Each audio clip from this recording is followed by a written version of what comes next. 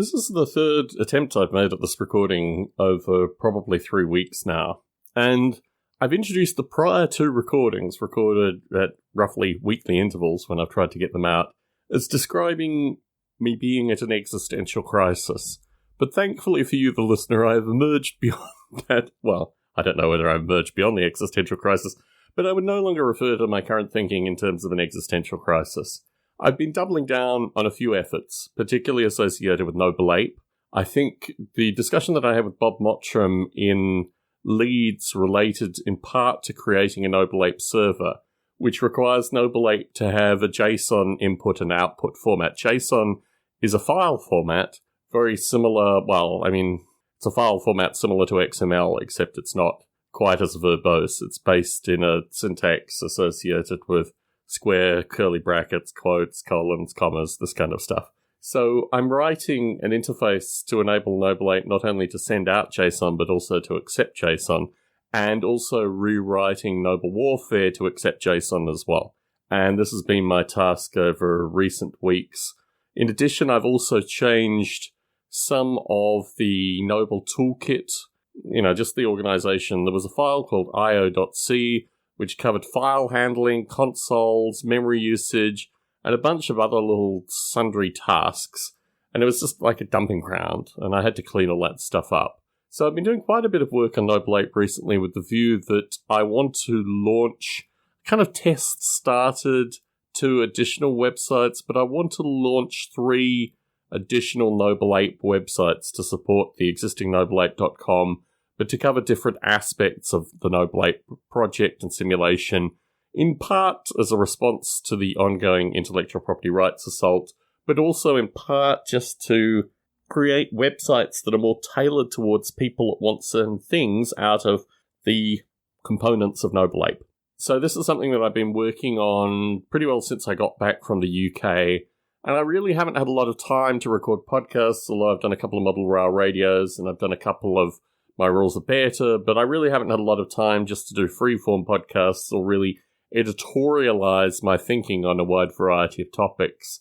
There has been a bit of an existential crisis, though, and that primarily resulted from returning from the UK and really thinking very pragmatically associated with what do I actually have here. I've explored some of this curiously enough on Model Rail Radio, but returning from the UK to the US, I immediately realized that I had to get back to the UK. I still had unfinished business in the UK, needed to get the bank account open, and I also needed to meet Ian Livingstone and Steve Jackson, because that was, still an outstanding thing.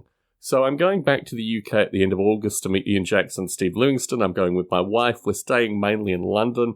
I'm going to try and get to Bovington, and I'm going to, I don't know what obligatory trips I'm going to make other than getting the bank account open again. And obviously spending time with Steve Jackson and Ian Livingstone. They've invited me to Fighting Fantasy Fest 3, and in response to that, I've bought a small selection of their books to reacquaint myself with the stuff that they did prior to Games Workshop, which seems to be at least a large portion of Fighting Fantasy Fest 3. And for folks who aren't familiar, Steve Jackson and Ian Livingstone are 2 gentlemen who basically defined what fantasy, creating alternative universes is in the UK in particular, but they were second only really to Gary Gygax. Gary Gygax came out first in the US, and they started importing Dungeons & Dragons, Gary Gygax's primary organ, to the UK, and then they started creating all their own stuff, including the 5D fantasy games, but also they started Games Workshop, which created Citadel Miniatures, the Warhammer universe, the Warhammer 40,000 universe, all the related intellectual properties associated with that.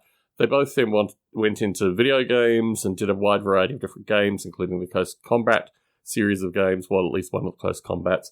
And somewhat strangely, Steve Jackson actually has a doppelganger called Steve Jackson in the US who does a lot of very similar stuff. In fact, the Steve Jackson in the US actually wrote some fighting fantasy books as well, just to make everything equally confusing. So just getting that ready in terms of just getting myself ready to spend time with 2 gentlemen who are overwhelmingly, revered in their particular areas and are genuinely interesting people is going to be quite challenging. But also, it forces my hand associated with what the plan is with regards to how long we're going to continue to live in the US And, all the things that come out of that, I've made a pretty solid commitment to the US for at least another decade solidly.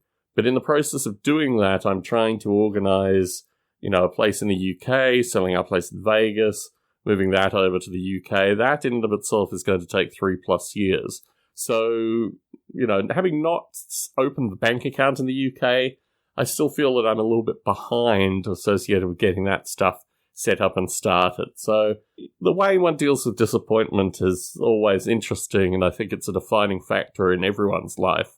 And in my case, I just usually keep getting back on the horse. Something very similar happened to me with regards to the US. I came to the US in December 1998, and that failed, and I came back in, June, July 1999, and that succeeded to a certain extent. I mean, the Rushkov article came out, these kind of things. So I have had a history of a couple of starts in getting this stuff together. But yeah, I'm really looking forward to getting back to the UK, and my dreams currently are filled with being back in the UK, in stark contrast to being here in California. So through this, just a lot of efforts associated with Noble Ape, and a lot of efforts associated with smaller writing projects. And also, I have some kind of divergent thoughts associated with what I need to do with regards to this whole intellectual property rights thing. I mean, what I've been doing, obviously, is doubling down. I've got another 7 tracks worth of music that I'm mixing down and will probably put out in some form before I head back to the UK. This kind of hyper-productiveness just seems to be defining my life. And actually, honestly, truth be told, I mean, in part it's through the Steve Jackson, Ian Livingstone books, but, I've been doing a lot of kind of reading and just generally what I would consider vegging versus actual productive work for some of this time too.